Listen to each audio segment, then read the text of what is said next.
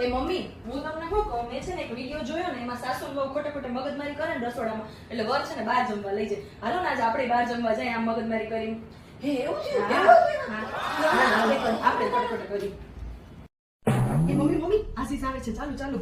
મારે તો આજ ભરેલો જ રીંગણા બટેકાનું શાક ના હો, ખાવું છે. મારે આજ રીંગણા બટેકાનું કટકાનું શાક ખાવું છે. ના મારે તો આજ ઈ જ ખાવું છે. ના મારે આજ રીંગણા બટેકાનું કટકાનું બનાવવું મને છે. જે ખાવશે ને ઈ જ બનાવીશ. બોલ. મમ્મી હું હવારમાં સાસુએ મગજમારી ઉપાડી છે. આશીષ મારે છે ને આજે રીંગણા બટેકાના કટકાનું શાક ખાવું છે.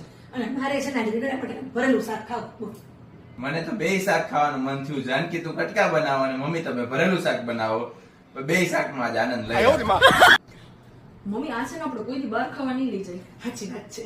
આ સાસુઓને એમ કે એ વિડિયો એને જ જોયો છે, મેં પણ જોઈ નાખ્યો છે. ભલે આવે બેય શાક બનાવે.